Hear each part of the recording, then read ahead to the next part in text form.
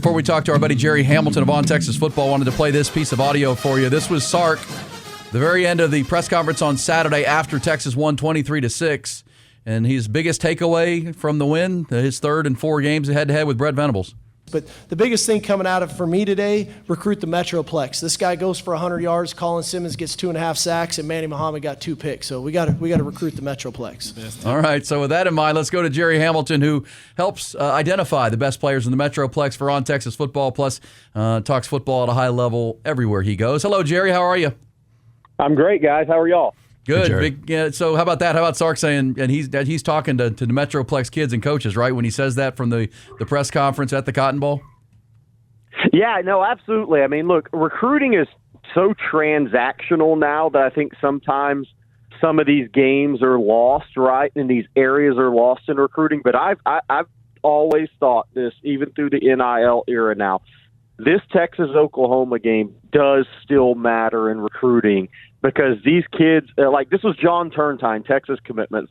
We think he's a 5-star offensive line prospect. This was his third straight Red River game. These kids in Dallas do grow up understanding the meaning of this game, understanding the rivalry of this game. And I do think in a day and age where, again, recruiting has become so transactional, there's a few games that still truly impact recruiting. And I think Texas-Oklahoma is one of those because they come together and they play in Dallas. And the kids that grow up in Dallas and live in Dallas know so much about the rivalry, about the two teams growing up there. I think it's very, very important game in recruiting. I mean, if you go back to the 2023 game, the Dylan Gabriel game, when they beat Texas, you know, guys, that was Xavier Filsami. Filsami was in the stands. He was committed to Florida. Texas got him to that game. They offered him that day.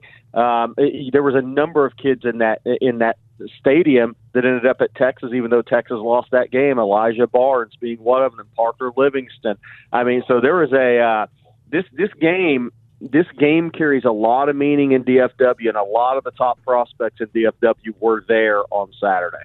It is, and I mean, you could correct me if I'm wrong, Jerry. I think kids that grow up in Dallas in the Metroplex, they want to play in that game, so they're going to go to one of those. They're going to go to one of those places, and that just feeds the rivalry. And when you say the Metroplex, I mean, I think a lot of our audience thinks of Dallas, South Oak Cliff, where Manny Muhammad's from, DeSoto, a little bit further south, Duncanville. But man, the talent is spread out up through the north, over to Fort Worth might have the best team now with South Garland, over through Arlington. I mean, it's just per capita, it's crazy. And if you can win in the Metroplex, you can win at a high level in college football. I mean, the DFW Metroplex now goes, for me, is Aledo to Forney. I mean, I don't know how many miles that covers, but it's probably over 80, right? I mean, it's like, it's that big. I mean, the growth in Forney, like last week when I was there, I was going to see kids. I went to Crandall High to see a junior wide receiver that Texas has offered and really likes, Jeremiah Douglas.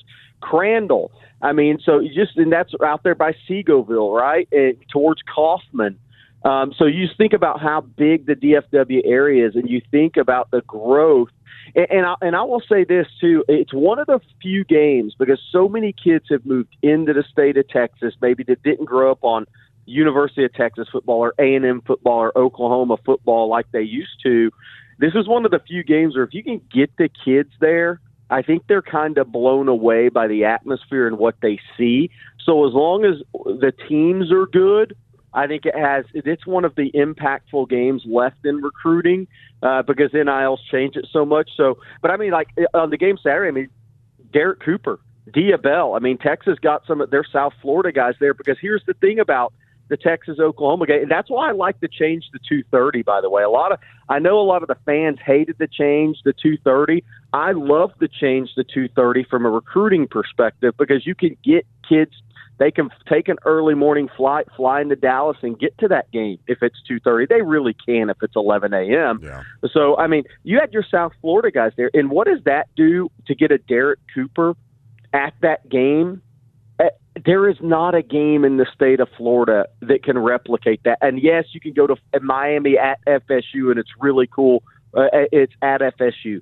A Florida State at Florida is cool. If Florida plays at Miami. But there's nothing like the Red River game.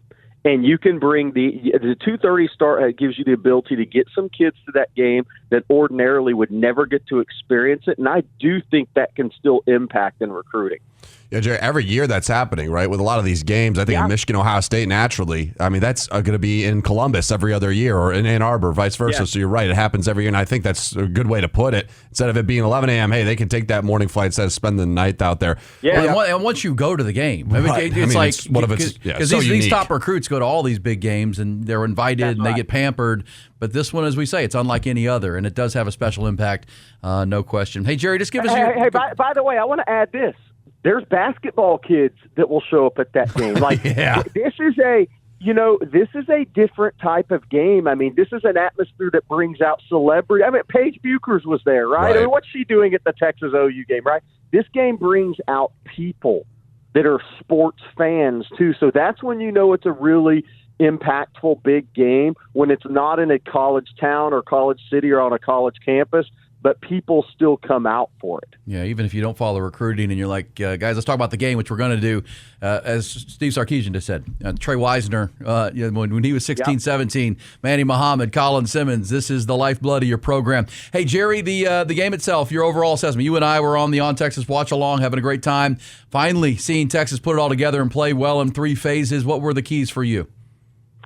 You know what I think one of the big keys was when you look back on the game before you get into like how the player versus player scheme wise was Texas again had to respond to adversity offensively after the first 2 series, because I know a lot of Texas fans are like, oh gosh, here we go again, because they made a 13-yard game to Jordan Washington out of the gate, right? They were doing some good things and they had penalties that stalled their first couple of drives, and you're like, oh, here we go again, right? This is just going to be another what we've seen all season. But then they put it together. They didn't have another offensive penalty the rest of the game. Brandon Baker was penalty-free. Nick Brooks should have been nervous. His first college start was across from Jaden Jackson and those guys, right? That's okay to have a couple of penalties early in that game. And then he played clean after that. I mean, that Texas kind of found their way offensively, and it's not going to be some explosive 45 points a game, throwing the ball all over the yard type of offense. But what I think hopefully they can take on the road, this is where it gets tested in the SEC's on the road, is if you can just play in front of the chains, your talent can take over. But if you leave Arch in 3rd and 10 and 3rd and 11 all the time, and your offensive line's on the island, and you're predictable, it's hard for your talent to take over. So I hope that is kind of the lesson learned here. And obviously it's pretty easy to say, but you still have to go out and execute it, right? Get to 3rd and shorts and 3rd and mediums. If Texas does that, their talent can take over, and their players are getting better. And Nick Brooks is going to be a tremendous player, right? There's a reason he didn't play the first 3 games after the last spring, after the spring game, happened with him. But he brings physicality and size to the offensive line, and you put him next to Trevor Gooseby with his. I mean, he's a first-round pick one day if he does it right. I don't think there's any doubt about it. And so, you put him on that left side, and that changes things, right? I mean, and it's interesting, guys. I don't know. I'm sure y'all talked about it, but one of the things that was amazing to me post-game looking at the stats, and you have a feeling, but it's still different to see the stats. What has kind of been one of the things with Sark? He's, oh, man, they struggle in the 3rd quarter coming out of halftime, right? Well, not against Oklahoma. I mean, that is 30-7. In the second half, the games Sark versus Venables, 30-7. If you take the second half, even the game they lost in 2023, the Dylan Gabriel game, 67-14 in the second half. Texas has outscored Oklahoma against Brent Venables. 54-0 in the 3 wins. 0 points in 3 games in the second half. And it's because Texas runs the football as the game moves along. And the other crazy stat from that, guys, and it really follows the pattern in football.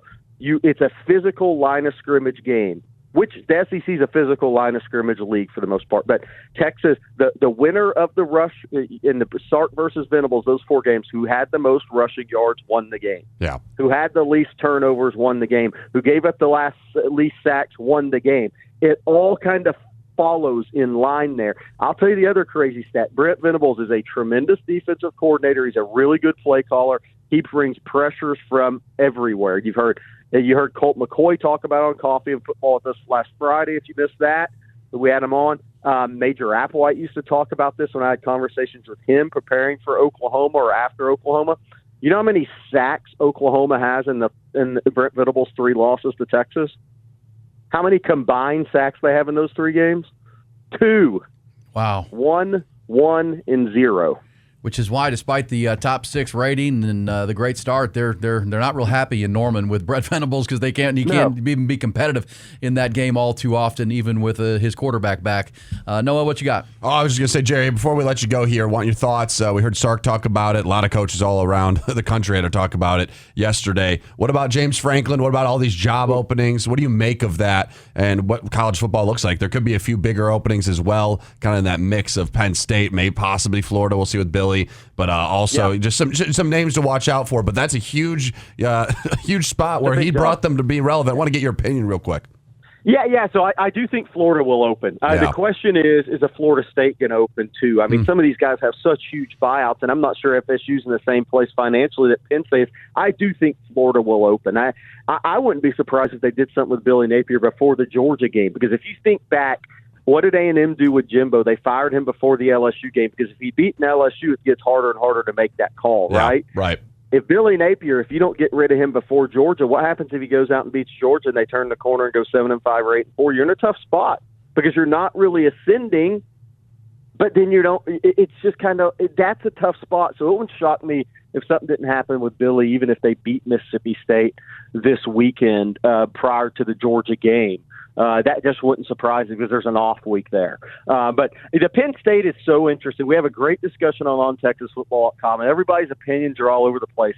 My opinion I think we're about to enter a vicious coaching carousel. Agreed. World in college sports because they're paid, because the salaries are known, the NIL is getting to be known, and the portal creates super duper hyper instant gratification. Right? So, in the case of Penn State, what's so interesting to me about that, and look, I get why James Franklin's fired. I 100% get it. The Michigan, Ohio State record, the big top 10s record, you can't lose to UCLA and, on the road, Northwestern at home, back-to-back weeks, especially after the Oregon game when you're ranked 1 or 2 preseason in the poll. But here's the thing for the next coach at Penn State. James Franklin did a lot of really good things there. He won, 2 Fiesta Bowls, a Rose Bowl, a couple of college football playoff games, 5 top 10s in the last 9 seasons. Like, if there had been a 12-team playoff, he'd have made the playoffs 3 or 4 times in the last 8 years. I mean, he would have been in there half the time. And the next guy they hire, whether it's Matt Rule or whoever, is going to be expected. It's national championship or bust for that guy. Hey, because James Franklin got close and you're the guy we're bringing in to get us over the hump. Well, here's the reality for that next coach. If you get the 2 playoffs in 4 years, they're going to want you gone. Yeah. If they don't see you getting, that's the expectation that's coming when you fire a James Franklin. Again, I understand why he lost his job, but the next guy is going to be, you're going to guy that's going to bring us back to the Joe days where we're going to go win the national championship. It's not that easy. So that next guy's going to be paid $10, $11, $12 million a year. Probably odds are you're probably going to get fired because how are you going to live up to the expectations? Yeah, you're going to get 12 years if you're not winning championships. Yeah. No. Well, that's right. James Franklin got 12 years, and that's why the resume is so long and it's so ugly when the top games come around. Jerry, we're out of time, or we could keep going, my friend. Appreciate you. Thanks for the recruiting update, and boy, we'll talk some college basketball with you down the road because it's firing up as well. Texas scrimmage is SMU this Saturday, I believe. There we go. Oh, cool. Well, we'll be keeping an eye on that. Closed door scrimmage, so there's no chance we'll hear anything about it, right? Yeah, Jerry will have it for you at On Texas Football, which they also talk basketball. Thank you, Jerry. All right, you got it, guys. Thanks, Jerry. There's Jerry Hamilton. There we go. All right, well, there's a rundown. Yeah, it's interesting with Penn State because if you compare it to the pros, I remember when Tony Dungy got fired by the Buccaneers. Back in the day, we had the Warren Sapp, Derek Brooks, great defenses, John Lynch, and they couldn't get over the hump of the NFC. And they went and got John Gruden and won a Super Bowl. But then Tony Dungy bounced to Indianapolis and won a Super Bowl there. So it's Jerry's right about that. You fire a coach that's that successful, just minus the ultimate success, you're putting a lot of pressure on that next coach. Fair to say. I know that coming in.